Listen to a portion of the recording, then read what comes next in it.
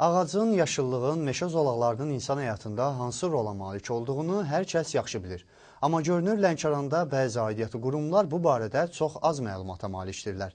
Zəngin flora və faunası olan Lənkəranda bitən nadir və endemik ağaclar bütün dünyada məşhur olsa da, zaman-zaman bəzi şəxslərin ağaclara, yaşıllığa qarşı biganəliyinin şahidi oluruq.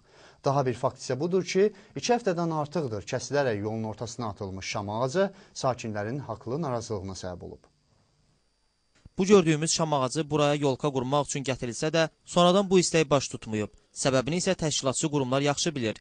Bu yerə sərilmiş şam ağacı parkda heç də gözəl mənzərə yaratmır. Yolkanın üzərində heç bir oyuncaq belə yoxdur. Personajlardan da heç biri gözümüzə dəymir. Amma parkın adına layiq görünməyən kəsilmiş şam ağacı küçədən keçən sakinlərdə təəssüf hissi doğurur. Bu ağacı mən başlı olar belə 10 günəcən olar, 15 günəcən olar. Yəni bayramdan əvvəldən mi? Bəli. Bu vaxta qədər yəni gəlib Heç dəyib dad eləməyiblər. Lakin bunu uzadıblar burada, nəyə görə qoyublar, hala bilmək olmuş. Səbəb təbii ki, ağacın kəsilməyində deyil, onun nə məqsədlə kəsilməyindədir. Məqsədindən asılı olmayaraq ağacı belə kəsənə haqq qazandırmaq olmaz. Ona görə burada da mərkəzdəki kimi süni yolkalar quraşdırmaq daha səmərəli olardı.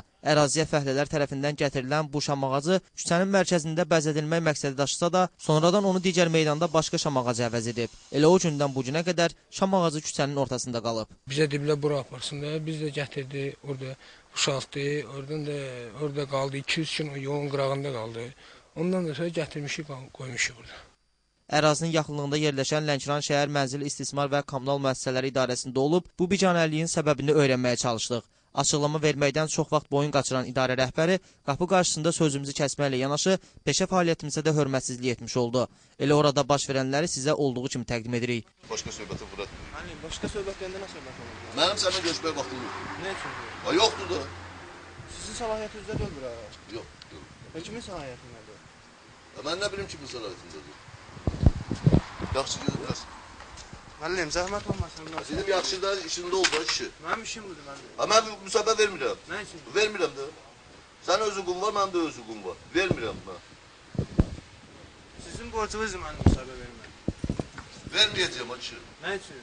Sən də yandırma onu. Mən jurnalisti göstərməyəcəm.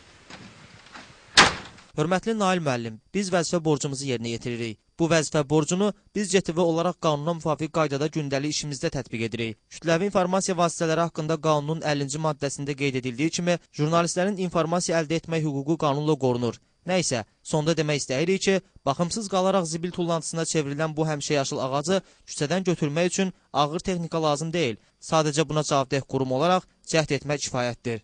Eyüp Məmmədov, Elnur Ələkbərov, İmran İqbaloğlu, Lənkəran.